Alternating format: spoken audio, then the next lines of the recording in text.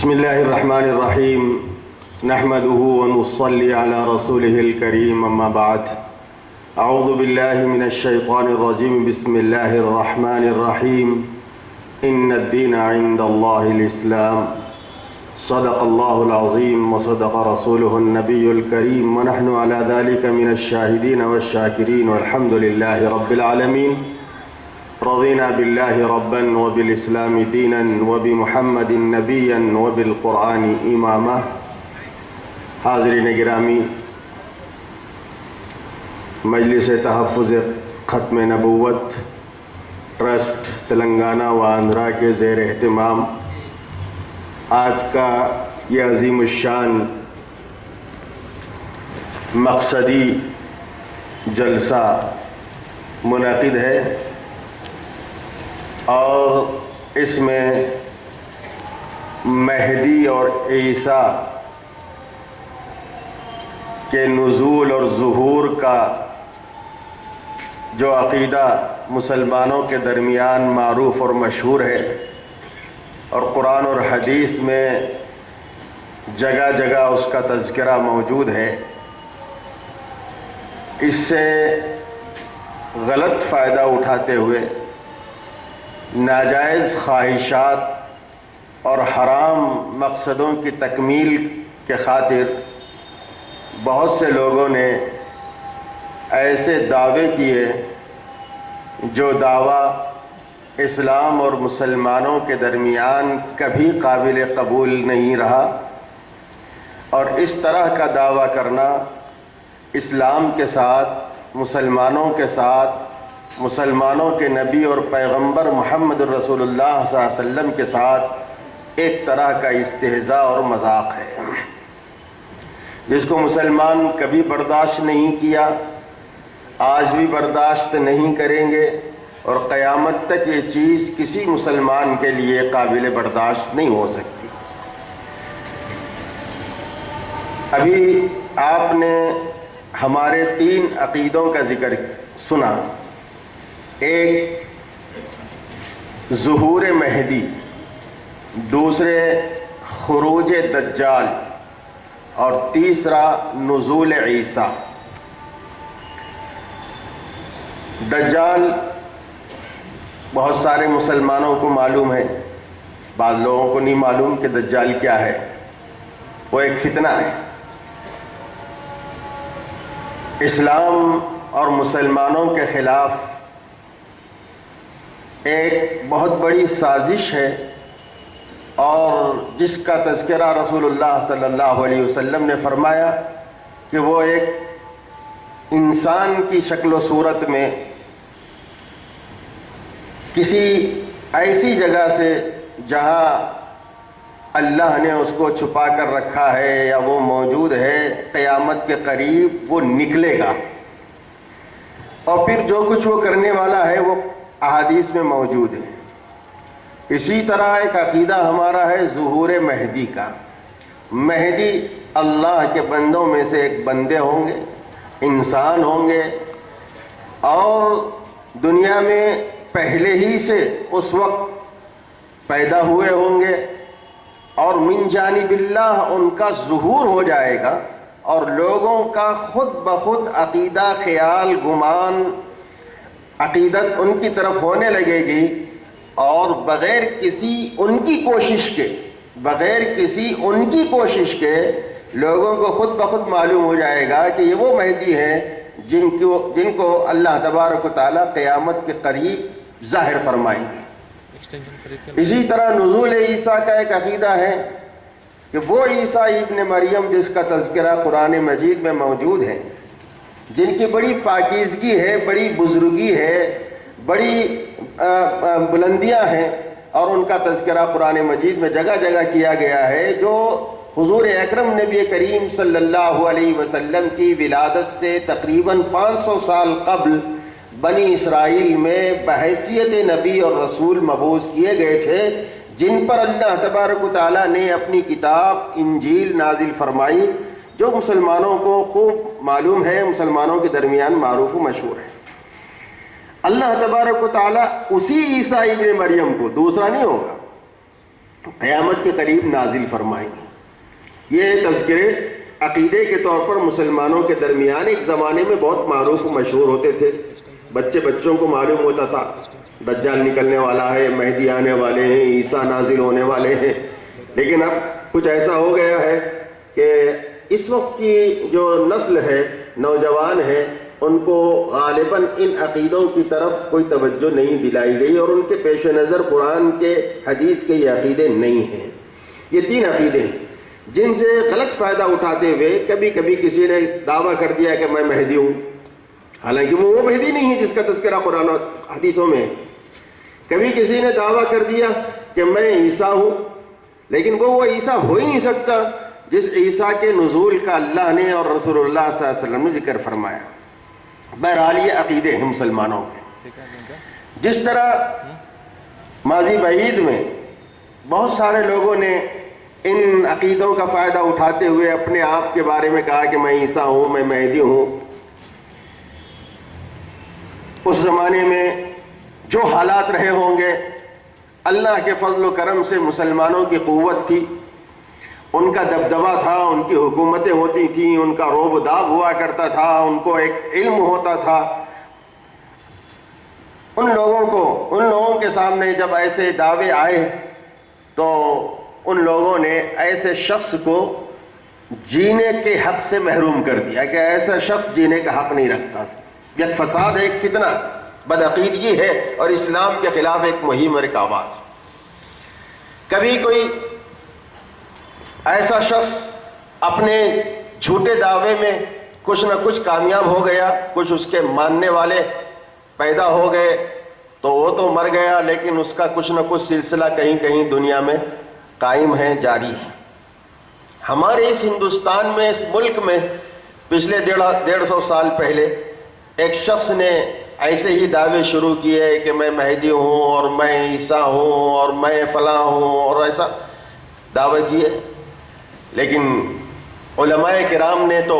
ان کی مخالفت کی، مناظرے کیے، ان کے تمام دعووں کی تردید کی، اس کو جھوٹا ثابت کیا، سب کچھ ہوا، لیکن ایسی کوئی طاقت و قوت نہیں تھی، بلکہ اس کے خلاف طاقت و قوتیں، مسلمانوں کے خلاف طاقت و قوتیں ان کے ساتھ میں تھیں، جس کی وجہ سے وہ بھی اپنے دعوے میں جیتا رہا اور اس کے ماننے والے بھی اس کے ساتھ لگے رہے، جس کو ہم اور آپ قادیانیت کے نام سے سنتے ہیں۔ ہمارے اس ریاست میں قادیانیت کے جراثیم بہت زمانہ پہلے ہی آ گئے تھے، بلکہ نظام گورنمنٹ میں، نظام حکومت میں بھی کچھ قادیانی یہاں آ چکے تھے اور کچھ قادیانی بن گئے تھے، پیدا ہو چکے۔ اس زمانے میں جو علماء کی محنتیں اور کوششیں ہونی چاہیے تھی وہ انہوں نے انجام دی، لیکن وہ چھپ کر مخفی طور پر کسی مخصوص علاقوں میں، دیہاتوں میں، گاؤں میں، پسماندہ علاقوں میں وہ اپنی کوششیں کرتے رہے، یہاں تک کہ آندھرا پردیش، غیر منقسم ریاست آندھرا پردیش میں جگہ جگہ ان کا چرچا ہونے لگا۔ الحمدللہ ابھی چند برسوں پہلے، زیادہ دور کی بات نہیں ہے، 20-25 سال پہلے کی بات ہے کہ ریاست کے علماء کرام نے سارے علاقوں میں دورے کیے اور قادیانیت کو چن چن کر معلوم کیا کہ کہاں کہاں قادیانیت ہے، اور ان کا مقابلہ کیا، ان کا تعاقب کیا۔ یہ سلسلہ چل ہی رہا تھا کہ ہمارے بڑوں کی طرف سے یہ بات سامنے آئی کہ یہ جو علماء کرام محنت کر رہے ہیں، ان تمام محنتوں کو اکٹھا ایک جگہ کرنے کے لیے، اس کے لیے کوئی مجلس کی ضرورت پیش آئے گی۔ جس طرح سارے ملک میں قادیانیوں کا تعاقب کرنے کے لیے ایک جماعت کی ضرورت تھی، تو دارالعلوم دیوبند کے پلیٹ فارم سے مجلس تحفظ ختم نبوت ہندوستان کے لیول پر، سارے ملک کے سطح پر قائم ہوئی، تو یہاں ریاست میں بھی ریاستی سطح پر یہ تنظیم قائم ہونا چاہیے۔ چنانچہ کچھ سال پہلے یہ تنظیم بنی، قائم ہوئی، الحمدللہ اس نے علاقے میں کافی محنت کی اور لوگوں میں بہت شعور پیدا کیا۔ گاؤں کا یہ حال ہے کہ وہ گاؤں جو قادیانیت میں بڑے مضبوط تھے، الحمدللہ وہاں اتنے کمزور ہو گئے کہ یا تو وہ گاؤں سارا کا سارا پاک و صاف ہو گیا، یا یہ کہ وہ بہت محدود ہو کر رہ گئے، 2-3 گھر، باقی سب الحمدللہ تائب ہو گئے۔ اسی طرح اس وقت ساحل آندھرا میں معلوم ہوا کہ وہاں عیسائیت بھی اپنا کام کر رہی ہے، قادیانیت بھی بہت زور و شور سے کام کر رہی ہے، تو مجلس تحفظ ختم نبوت کی ساری توانائی اور طاقت و قوت وہاں جھونک دی گئی ہے، وہاں چل رہی ہے الحمدللہ، وہاں بھی بڑی محنتوں کے ساتھ کام ہو رہا ہے۔ اسی اثنا میں ایک اڑتے خبر ملی کہ ایک شخص ہندوستان میں کا رہنے والا، اس نے یہ دعویٰ کیا ہے کہ وہ اس وقت عیسیٰ مسیح ہے، مہدی بھی ہے، بیک وقت مہدی بھی ہے اور عیسیٰ مسیح بھی ہے۔ یہ کون شخص ہے؟ یہ شخص بہار کے علاقے میں دربھنگا ضلع میں پیدا ہوا، آج بھی اس کا خاندان، اس کی فیملی وہاں موجود ہے۔ پھر وہاں سے پلنے پڑھنے پرورش پانے کے لیے جس طرح اور لوگ دوسری ریاستوں میں، دوسری جگہوں میں اور دوسرے شہروں میں جاتے ہیں، یہ شخص بھی وہاں سے نکلا اور دہلی میں آیا۔ دہلی میں اس نے ایک زمانہ قیام کیا، انجینئرنگ کی ڈگری حاصل کی اور ایک مخصوص جماعت کے ساتھ اس نے اپنا رابطہ بڑھایا، ان کے درمیان رہنا شروع کیا۔ گویا کہ اس نے کام کرنے کا اور لوگوں کو راغب کرنے کا ایک طریقہ اور سلیقہ ایک دھوکے کی شکل میں حاصل کیا اور سیکھا۔ جب اس کو اچھا خاصا تجربہ ہو گیا اور اس نے دیکھ لیا کہ بہت سے لوگ اس کو اپنا قائد مان سکتے ہیں اور ماننے کے لیے تیار ہیں، اور اس کا ایک ماحول بن چکا ہے، اس کے ماننے والے کچھ تیار ہو چکے ہیں، تو اس نے دہلی کے اندر اعلان کیا کہ میں مہدی اور عیسیٰ اور مسیح ہوں۔ قیامت کے قریب قرآن میں اور حدیث میں جس عیسیٰ کے نزول کا ذکر ہے، نزول نہیں ہوں گے، وہ پیدا ہوں گے، وہ میں ہوں، عیسیٰ مسیح، اپنے بارے میں دعویٰ کیا۔ اب ظاہر ہے کہ کوئی آدمی کوئی دعویٰ کرتا ہے تو اس کے چاہنے والے، اور پہلے سے بھی اس کے چاہنے والے تھے، عقیدت میں بعض مرتبہ اندھے ہو جاتے ہیں، محبت میں حقیقت نہیں سمجھ سکتے۔ اللہ کے رسول صلی اللہ علیہ وسلم نے ارشاد فرمایا، حب کالشیء یعمی ویسم، آج تمہارا کسی سے محبت کر لینا کبھی کبھی تم کو اندھا اور بہرا کر دیتا ہے۔ کسی سے عقیدت ہو جاتی ہے، کسی سے محبت ہو جاتی ہے، کسی چیز کی چاہت دل میں بیٹھ جاتی ہے، اب لاکھ سمجھاؤ اس کے خلاف میں تو ہم سمجھ نہیں پاتے۔ یہ حب کالشیء یعمی ویسم ہے۔ تو اسی طرح کا جو ہے اس کا جادو چلا، اس کے ماننے والے اور چاہنے والے اس کو اس کے دعوے میں سچا سمجھنے لگے اور یہ کہنے لگے کہ واقعی آپ عیسیٰ مسیح ہیں، اس کے ہاتھ پر بیعت لینا بھی شروع کر دیا۔ یہاں تک جب دہلی والوں کو معلوم ہوا تو دہلی والوں نے، وہاں کے غیور نوجوانوں نے، علماء نے اس کو پکڑا، بات چیت کی۔ بہرحال اس وقت ان کی گرفت میں وہ آیا تھا، اچھی خاصی دھلائی بھی ہوئی، مار پٹائی بھی ہوئی، اور یہاں تک طے ہوا کہ اب اس کو دہلی میں نہیں رکھنا چاہیے، نہیں رہنا چاہیے، اس کو دہلی سے اس کے اپنے شہر بھیجا دینا چاہیے۔ چنانچہ وہ لوگ اتنا ہی کر سکتے تھے، ان لوگوں نے اس کو پکڑا اور اپنی نگرانی میں اسٹیشن لے گئے، اور اس زمانے میں اس کو وہاں بھیجانا چاہتے تھے، لیکن تقدیر الہی، اس کی قسمت کہ وہ کچھ ایسے حالات پیش آئے کہ وہ وہاں نہیں جا سکا۔ یہ حضرات سمجھے کہ وہ چلا گیا، رخصت ہو گیا، لیکن تھوڑے دنوں کے بعد، 2-4 سالوں کے بعد پھر دہلی والوں کو اطلاع ملی کہ دہلی کے ایک دوسرے علاقے کے اندر اس نے اپنا ایک کیمپ بنا لیا ہے، اور وہاں اپنے لوگوں کو اس نے جمع کرنا شروع کیا ہے، اور وہی حماقت اور وہی بدعقیدگی وہاں پھیلا رہا ہے۔ وہاں بھی انہوں نے کوشش کی، لیکن بہرحال ہندوستان ہے، آپ جانتے ہیں کہ یہاں یہ مسئلہ کتنا نازک ہوتا ہے اور کتنا سنگین بھی رہتا ہے۔ بہرحال وہاں سے اس کا حلقہ بڑھا تو پھر دہلی سے لے کر اورنگ آباد اور بھوپال وغیرہ میں اس کے نیٹ ورک مضبوط ہو گئے، یہاں اس نے اپنے کیمپ بنا لیے۔ یہ شخص جس کا نام شکیل بن حنیف، یہ شکیل ہے، حنیف کا بیٹا ہے، جو آج بھی غالباً باپ موجود ہے، اس کی ماں کوئی اور ہے، بہار کا رہنے والا ہے،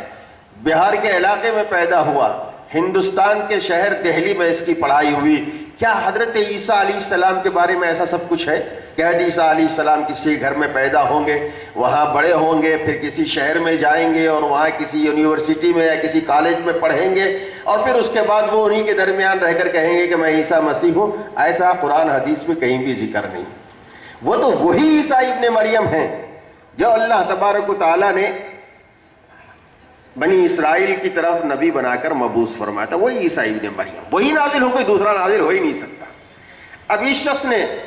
اپنے دعوے میں لوگوں کو اپنی طرف کرنا شروع کیا، اس کے لیے اس نے یہ طریقہ کار اختیار کیا کہ یہ تو کہیں چھپا ہوا رہتا ہے، اب لوگوں کے دست رس میں نہیں ہے، گرفت میں نہیں ہے، اس کے حواریین اس کو لیے گھومتے رہتے ہیں، کبھی پتہ چلتا ہے دہلی میں ہے، کبھی پتہ چلتا ہے کہ اورنگ آباد میں ہے، کبھی ایک دم اچانک پتہ چلتا ہے کہ بمبئی میں ہے، کبھی پتہ چلتا ہے بمبئی میں نہیں پھر دہلی میں ہے، تو اس کے حواریین اس کو لیے گھومتے ہیں، وہاں اس تک رسائی لوگوں کی بہت مشکل ہے۔ البتہ اس نے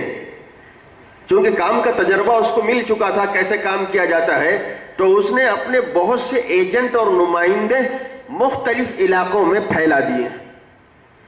ان کے ذمہ کام سونپ دیا گیا ہے کہ تم وہاں ان کی ذہن سازی کرنا، ذہن سازی کر کے جب اس کا ذہن پختہ ہو جائے تو پھر اس کو یا تو دہلی لانا یا اورنگ آباد لے جانا، یا وہ جہاں کہیں ہے معلوم کر کے وہاں پہنچانا اور وہاں اس کے ہاتھ پر بیعت کرا کے لانا۔ یہ اس نے طریقہ کار شروع کیا۔ آج سے چند برس پہلے 2011 کی بات ہے، جب تک اس فتنے کا آندھرا میں کوئی نام و نشان بھی نہیں تھا، کوئی جانتے بھی نہیں تھے، اس کے نام سے بھی واقف نہیں تھے۔ 2011 کی بات ہے کہ لنگم پلی BHL کے پاس کی پٹنچرو کے نزدیک ایک فیملی ہے جو مسلمانوں کی ہم عقیدہ ہمارے اور آپ کی طرح لوگ ہیں، اس فیملی میں کہ ایک خاندان، ایک فیملی نے حج کمیٹی میں حج کے لیے درخواست دی ہے اور قرآن اندازی میں ان کا نام بھی آ گیا ہے اور کور نمبر بھی الاٹ ہو گیا ہے۔ جب وہاں کے لوگوں کے توسط سے معلوم ہوا تو تحقیق کی گئی، فلاں فلاں کور نمبر کے لوگ، فلاں فلاں نام کے لوگ، وہاں معلومات کی گئیں تو معلوم ہوا کہ واقعی وہ لوگ اورنگ آباد جا کے شکیل بن حنیف کے ہاتھ پر بیعت ہو کے آئے ہیں، اب وہ شکیل بن حنیف کے مرید چل رہے ہیں، یہاں مرید بن کر کے۔ مجلس تحفظ ختم نبوت نے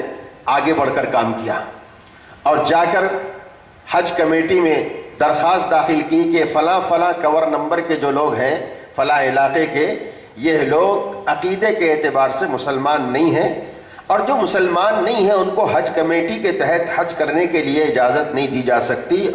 بغیر حج کمیٹی کے بھی ان کو حج کرنے کا کوئی اختیار نہیں، حج تو مسلمانوں کا حق ہے اور یہ مسلمان نہیں۔ حج کمیٹی انہوں نے بلایا، ان لوگوں کو بلایا اور بلانے کے بعد ان سے ان کے عقیدے معلوم کیے تو انہوں نے 2-3 صفحے کا ایک لیٹر جمع کیا جس میں یہی حدیثیں تھیں جس میں حضرت عیسیٰ علیہ السلام نازل ہوں گے، فلاں فلاں فلاں فلاں، ان حدیثوں کو، ان آیتوں کے حوالے سے یہ کہنے لگے کہ وہ جو حدیثوں میں قرآن میں ذکر ہے عیسیٰ ابن مریم کے نزول کا، وہ عیسیٰ ابن مریم وہی ہیں اور ہم اس کو عیسیٰ ابن مریم مانتے ہیں، عیسیٰ مسیح مانتے ہیں اور ہم ان کے ہاتھ پر بیعت ہو کر کے آئے ہیں۔ اقرار نامہ انہوں نے داخل کیا تو حج کمیٹی نے ان تحریرات کو جامع نظامیہ بھیجا معلوم کرنے کے لیے کہ اس عقیدے کا آدمی مسلمان ہے، اس کو حج کمیٹی کے تحت حج کے لیے اجازت دی جا سکتی ہے، منظوری دی جا سکتی ہے۔ تو جامع نظامیہ کا فتویٰ منفی میں آیا، نفی میں آیا کہ ایسا عقیدہ رکھنے والا مسلمان نہیں ہو سکتا۔ ان لوگوں نے اس وقت اس کو بلا کر سمجھانا چاہا تو اس وقت کے جو جملے ہیں میں آپ کے سامنے دہراتا ہوں، اس نے حج کمیٹی کے ذمہ داروں کے سامنے یہ کہا کہ آپ چاہے ہمیں حج کے لیے بھیجائیں یا نہ بھیجائیں، آپ کی مرضی، لیکن ہم اس سے تائب ہونے والے نہیں ہیں، اس عیسیٰ مسیح کو چھوڑنے والے نہیں ہیں، شکیل بن حنیف سے علیحدگی دستبردار ہونے والے نہیں۔ صاف صاف کھلا کھلا انہوں نے کہہ دیا۔ اس سال تو وہ حج کو نہیں جا سکے، انہوں نے کینسل کر دیا ان لوگوں کو۔ اور اوپر سے تماشا یہ کہ انہوں نے یہ کہا کہ اللہ کے رسول صلی اللہ علیہ وسلم کو بھی مکے کے کافروں نے حج کرنے سے روکا تھا، اگر آپ ہم کو روک رہے ہیں تو گیا کہ آپ وہ ہیں اور ہم یہ ہیں۔ درپا تماشا یہ۔ بہرحال وہ اس وقت تھوڑی سی ہنگامہ ہوا، اخباروں میں آیا، ہم لوگوں نے بھی محنت کی، جو ان کے نکاح میں جو عورتیں تھیں ان کے خاندانوں تک پہنچے. بہرحال ایک موقع ایسا آیا کہ خاندانوں کا دباؤ پڑا، تو اس دباؤ کے نتیجے میں وہ 3 افراد جن کا مسئلہ ہمارے سامنے تھا، وہ فیملی نے اعلان کروایا یا ہمارے پاس پیغام بھیجایا کہ ہم توبہ کرنے کے لیے تیار ہیں. اب ہر آدمی یہی چاہتا ہے کہ بھائی کوئی بھی ہو جہنم سے بچ جائے، جنت والا بن جائے، رسول اللہ صلی اللہ علیہ وسلم کا امتی ہو جائے. تو اس وقت ہم لوگوں نے مشورہ کر کے ان کی بات کو قبول کر لیا، اور ایک مسجد میں بیٹھک ہوئی، ان کے لوگ آئے، اور جو ان عورتوں کے قبیلے اور برادری کے ذمہ دار لوگ تھے وہ بھی آئے. ان کی موجودگی میں انہوں نے توبہ نامہ تیار کیا اور اس سے دستبرداری کا اعلان کیا، اور توبہ کر کے پھر سے مسلمان ہم زندگی گزاریں گے، مسلمان ہیں اس کو چھوڑیں گے. یہ سب کچھ ظاہر میں کیا، لیکن اسی وقت ہم لوگوں کو شک تھا، اور آج وہ شک ہمارا تقریباً ساتھ پورا ہو رہا ہے کہ انہوں نے صحیح معنوں میں سچے دل سے اعتراف نہیں کیا، دستبرداری نہیں کی، توبہ نہیں کی، صرف عورتوں کے خاندانوں کے دباؤ میں آ کر کے انہوں نے یہ اقدام کیا اور یہ پہل کی. باقی ان کے دل کے اندر آج بھی شکیل بن حنیف کی محبت موجود ہے، اور وہ شکیل بن حنیف کے آدمی آج بھی بنے ہوئے ہیں. اس وقت 2011 کی بات کر رہا ہوں. اس کے بعد سے رفتہ رفتہ کبھی کبھی سننے میں آ رہا ہے کہ ایل بی نگر میں کوئی شکیل بن حنیف کا چیلا ہے، کبھی سننے میں آ رہا ہے ٹولی چوکی میں ہے، کبھی سننے میں آیا بنڈلا گڑے میں ہے، اور کبھی سننے میں آ رہا ہے کہ میڈچل کے علاقے میں ہے، ظہیر آباد کے کالجوں میں ہے. اس طرح سے وقفے وقت سے بات سامنے آتی رہی، تو ہم بھی ہمارے نمائندوں کو بھیجتے رہے. مجلس تحفظ ختم نبوت جائزہ لیتی رہی، یہاں تک کہ گزشتہ 6 مہینے پہلے کی بات ہے، بقرعید سے پہلے مبینہ طور پر، مصدقہ طور پر یہ بات معلوم ہوئی کہ بنگلہ گوڑے میں جو کالجز ہیں، مہاویر کالج، نور کالج اور مغل کالج وغیرہ، ان کالجوں کے اندر شکیل بن حنیف کے چیلے بلکہ ان کے مبلغین، دائی قسم کے لوگ یہاں انجینئرنگ میں کالج میں زیر تعلیم ہیں، اور وہ لوگ جو ہے لوگوں کا ذہن بھٹکا رہے ہیں. الحمدللہ وہاں کے نوجوان تیار ہوئے، مجلس تحفظ ختم نبوت کے جیال غیرت مند لوگ حرکت میں آئے اور جا کر کے کالج والوں سے بات کیا. وہ جو اسکولوں میں پڑھا رہے تھے ان سے بات کی. معلوم ہوا کہ واقعی ان کی کچھ سرگرمیاں الگ ہیں. کیا سرگرمیاں ہیں؟ کالج میں پڑھ رہے ہیں،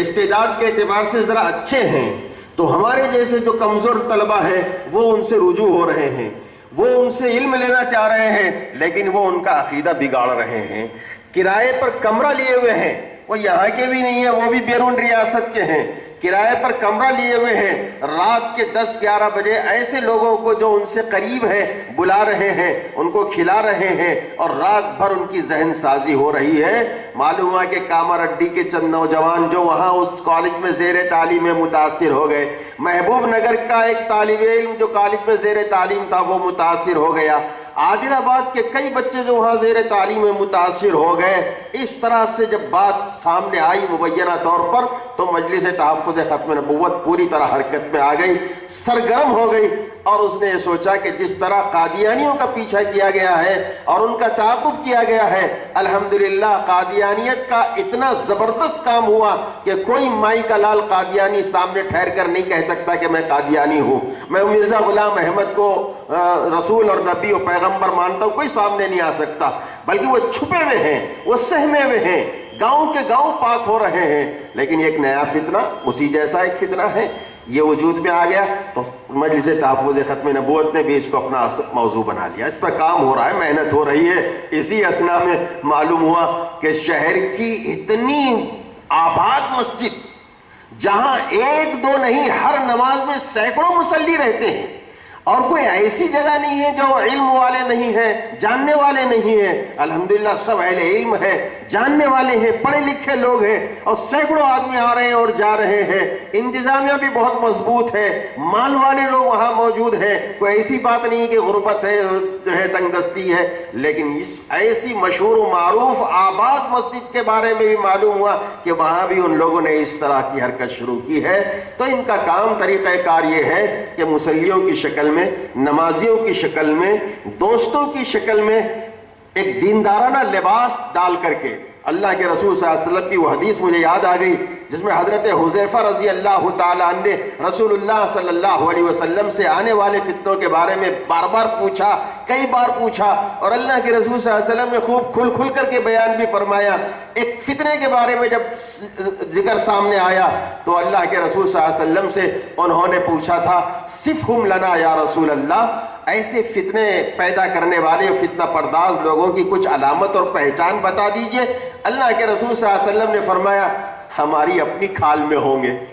ہم بجلدتنا، ہمارے اپنے رنگ و روپ میں ہوں گے، ہمارے اپنے لباس میں ہوں گے، وَيَتَكَلَّمُونَ بِأَلْسِنَتِنَا، اور اپنی ہماری زبان میں بات کریں گے، یعنی قرآن اور حدیث کے حوالوں سے بات کریں گے، انہی چیزوں کو سامنے رکھ کر بات کریں گے۔ تو اس قسم کے فتنے ہوتے ہیں۔ وہی فتنہ ہے کہ جو ہمارے درمیان میں ہیں، ہمارے سے دوستیاں کر رہے ہیں، گھروں پہ بلا رہے ہیں، ان کے گھروں پر جا رہے ہیں، ان کے ساتھ تفریح کر رہے ہیں، ان کے ساتھ بازاروں میں گھوم رہے ہیں، اور وقت کا دیکھ کر کے ان کی ذہن سازی کر رہے ہیں، ان کا ذہن بنا رہے ہیں۔ یہ فتنہ اس وقت میں شہر میں ہے۔ اسی صورتحال سے واقف کرنے کے لیے مجلس تحفظ ختم نبوت نے آپ کو زحمت دی۔ یہ کوئی جلسہ اور اجتماع نہیں ہے، ایک پیغام دینے کے لیے، ایک تحریک آپ کے اندر پیدا کرنے کے لیے، ایک شعور پیدا کرنے کے لیے کہ ہر مسجد میں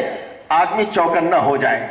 ہر محلے میں چوکسی اختیار کر لی جائے، اور کوئی آدمی مخفی طور پر کسی سے مل رہا ہے، بات چیت کر رہا ہے، ہماری نظریں اس پر ہونی چاہیے، امام صاحب کی نظریں اس پر ہونی چاہیے، کمیٹی کی نظریں اس پر ہونی چاہیے، لوگوں کی نظریں اس پر ہونی چاہیے کہ ایسا اگر کوئی معاملہ پیش آ جائے تو فوراً ذمہ داروں کو اطلاع دی جائے۔ تو یہ اس طرح سے یہ فتنہ شکیل بن حنیف کا جو ہے عیسیٰ مسیح کا دعویٰ کر کے یہ لوگوں کو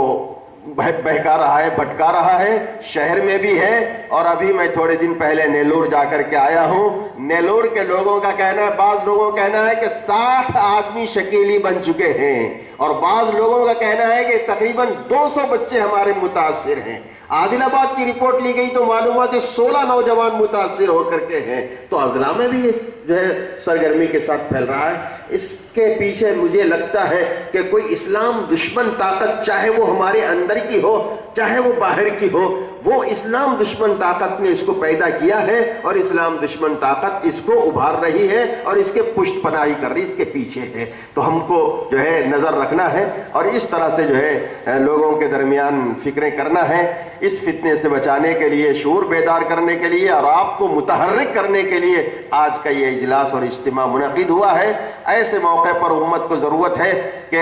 عقائد کی درستگی کا اہتمام کریں، کہیں گھروں میں تذکرے ہوں، مسجدوں میں تذکرے ہوں۔ ہمارے بچپن پہ ہم اگرچہ کہ کچھ زیادہ پڑھائی کی نوبت ہی نہیں آئی تھی، بالکل بچے سے تھے، کتاب اردو بھی شاید پڑھنا وڑھنا نہیں آتا ہوگا، اور آپ بھی اس کے قائل ہو جائیں گے، اور آپ کے گھروں میں بھی ایسا ماحول تھا ہوگا۔ لیکن خروج دجال اور نزول عیسیٰ علیہ السلام آئیں گے، دجال نکلیں گا کہتے ہیں، مہدی آئیں گے، اس طرح کی باتیں گھروں کے اندر عقیدے کے طور پر بتائی جاتی تھیں، جس کا نتیجہ یہ ہے کہ بڑے ہونے کے بعد لوگ پختہ تھے، کسی کے بہکانے میں نہیں آتے تھے۔ آج کا جنریشن ہے، آج کی جو نسلیں ہیں، ان کے سامنے ایسی باتیں کہیں سے بھی نہیں آ رہی ہیں۔ اب چونکہ مسلمان ہیں اور اس کو معلوم ہے قرآن کا حوالہ دیا جا رہا ہے، حدیث کا حوالہ دیا جا رہا ہے، تو مسلمان ہونے کی حیثیت سے اس کو صحیح سمجھ رہا ہے، اور ان کے مکاریوں کا شکار ہو رہا ہے۔ اللہ کے رسول صلی اللہ علیہ وسلم نے ایسے زمانے میں 3 باتوں کا حکم دیا ہے جس سے ہماری نسلیں اور ہمارے نوجوان، ہماری مائیں بہنیں محفوظ رہ سکتی ہیں۔ ایک آپ نے فرمایا بادروا بالاعمال، فتنوں کے ذکر کے دوران، فتنوں کے تذکرے میں رسول اللہ صلی اللہ علیہ وسلم نے امت کو یہ مشورہ دیا، بادروا بالاعمال، اعمال میں پختگی لاؤ، مضبوطی لاؤ، اعمال سے جڑے ہوئے رہو۔ اور اسی فتنوں کے تذکرے میں رسول اللہ صلی اللہ علیہ وسلم فرمایا کہ جو مسلمانوں کی عام جماعت ہے، اہل سنت والجماعت، جن کے عقیدے بالکل صحیح ہیں، عام جماعت ہے جو صحابہ سے چل رہی ہے اور قیامت تک کی جماعت چلتی رہے گی، اس میں سے نکل کے لوگ اپنی 1.5 اینٹ کی مسجد الگ بنائیں گے، اپنی ہنڈیاں الگ پکائیں گے، یہ الگ ہوگا۔ آپ نے فرمایا کہ ادھر نہیں جانا، یہ جو عام ریلا ہے مسلمانوں کا، عام جماعت ہے، ان کے ساتھ ملے ہوئے رہنا۔ یہ جب ریلا جنت میں جائے گا تو اس میں ملے ہوئے لوگ بھی جنت میں چلے جائیں گے، الگ نکل جائیں گے، شکیلی بن جائیں گے، قادیانی بن جائیں گے، جائیں گے, مہدوی بن جائیں گے, یا پرویزی بن جائیں گے, اہل قرآن ہو جائیں گے, اس طرح کے دوسرے فرقوں میں جاتے رہیں گے تو گویا کہ مسلمانوں سے نکلتے رہیں گے. جو مسلمانوں میں سے نکلے گا اس کی منزل جنت نہیں ہوگی. یہ جو صحابہ کرام سے ریڑا چل رہا ہے اسلام کا, مسلمانوں کا, یہ جنت جا رہا ہے. فرمایا اسی میں جڑے ہوئے رہنا, اسی میں ملے ہوئے رہنا, ان میں سے نکلنا نہیں. اور ان کے جو علماء کرام ہیں ان سے ذرا اپنا تعلق مضبوط کر کے رکھنا. آپ صلی اللہ علیہ وسلم نے فتنوں کے تذکرے اور تبصرے میں یہ 3 باتیں بیان فرمائی ہیں. معلوم ہوتا ہے کہ ان تینوں سے جو جڑا ہوا رہتا ہے انشاءاللہ اس کو کوئی نہیں بہکا سکتا. ان تینوں سے میں سے کسی سے بھی کوئی آدمی علیحدہ ہو جاتا ہے تو وہ کسی کے بہکاوے میں آ سکتا ہے, غلط عقیدوں کا شکار ہو سکتا ہے. اللہ ہمیں اور آپ کو سب مسلمانوں کو ایسے تمام فتنوں سے محفوظ و مامون فرمائے. ہمارے علماء کرام تشریف لا چکے ہیں اور وہ انشاءاللہ اسی موضوع کے لیے انہیں مدعو کیا گیا ہے, وہ آپ کے سامنے بیان کریں گے اور آپ کے سامنے آپ سے مخاطب ہوں گے. ہمیں اور آپ کو چاہیے کہ جلسہ تو ہو جائے گا, دامن جھاڑ کے جانا نہیں, دامن جھاڑ کے جانا نہیں ہے. ہمارے عالم دین ہے, کبھی کبھی ظرافت کی بات کرتے ہیں, کہنے لگے کہ وہ ایک عورت جو ہے جلسے سے اٹھ کے جاتے ہوئے اپنے دوپٹے کو جھاڑ رہی تھی تو دوسری عورت نے پوچھا بہن یہ کیا کر رہے ہیں؟ تو کہنے لگا میں یہاں جو سنی تھی یہیں جھاڑ کے جا رہی ہوں, اس لیے پکڑ کے لے جاؤں گی, باندھ کے لے جاؤں گی پلوں میں تو عمل کرنا پڑے گا, اس لیے میں اس کو یہیں جھٹک کے جا رہی ہوں. یہ وقت نہیں ہے. کسی نے کہا کہ اللہ نے 2 کان اس لیے دیے ہیں کہ ایک کان سے سنو اور دوسرے کان سے اس کو پاس کر دو, لے کے مت جاؤ, اس کو اپنے دل میں مت رکھو. ایسا نہیں ہونا چاہیے. یہ سب مذاق کی باتیں ہیں,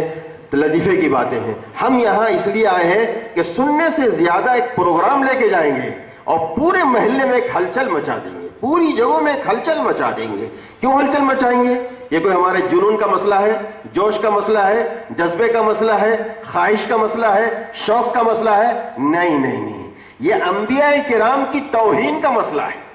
کملیش نے نبی علیہ السلام کے بارے میں گستاخی کر دی, سارے ملک میں آگ لگ گئی, مسلمان لوگ اٹھ کے کھڑے ہو گئے, ہلچل مچ گئی. ارے جس طرح وہ گستاخی ہے ایسے ہی ہمارا عقیدہ انبیاء پیغمبروں کے بارے میں بھی ہے نا. آمنت باللہ و ملائکتہ و کتبہ و رسلہ, انبیاء کی رسولوں کی عزت کرنا ہمارا ایمان ہے. اللہ نے فرمایا آمن الرسول بما انزل الیہ من ربہ والمؤمنون کل آمن باللہ وملائکتہ وکتبہ ورسلہ. رسولوں پر ایمان لانا, رسولوں کی عزت کرنا ہمارا ایمان ہے. تو تمام رسولوں پیغمبروں کا احترام اور ان کی عزت ہمارے نزدیک ہے. سید الانبیاء محمد رسول اللہ صلی اللہ علیہ وسلم کی عزت اس سے زیادہ ہمارے دلوں میں ہے. لہذا اگر کوئی شخص رسول اللہ صلی اللہ علیہ وسلم کی توہین کر رہا ہے تو وہ بھی ہمارے لیے قابل برداشت نہیں ہے, اور نبیوں اور رسولوں میں سے کسی کی توہین کر رہا ہے تو وہ بھی ہمارے لیے قابل برداشت نہیں ہے. ایک عام شخص نے, ایک دنیا میں پیدا ہونے والا شخص نے, ایک دنیا پرست انسان نے رسول ہونے کا دعویٰ کیا, عیسیٰ ہونے کا دعویٰ کیا, یا کوئی موسیٰ ہونے کا دعویٰ کرے, یا کوئی ابراہیم ہونے کا دعویٰ کرے, یہ ہمارے لیے رسولوں کی شان میں گستاخی کے برابر ہے, بلکہ بہت بڑی گستاخی ہے. اس لیے کہیں کا مسلمان بھی اس کو برداشت نہیں کر سکتا. یہ مسئلہ ہے کہ اس لیے ہم لوگ بے چین و بے قرار ہیں, اور آپ بے چین و بے قرار ہیں, امت بے چین و بے قرار ہے, اس لیے کہ اس طرح کے دعوے یہ رسولوں کی شان میں توہین ہے, ان کے ساتھ استہزاء اور مذاق ہے. آپ کو یہ کسی صورت میں برداشت کرنا نہیں ہے. اس کے لیے جو محنت, جو قربانی, جو کوشش آپ کو ہم کو کرنا ہے, کر سکتے ہیں, وہ سب کو مل کر کرنا ہے. اللہ تعالیٰ ان تمام کوششوں کو کامیاب فرمائے, مقصد کے حق میں مفید اور نافع ثابت فرمائے. وآخر دعوانا ان الحمد للہ رب العالمین.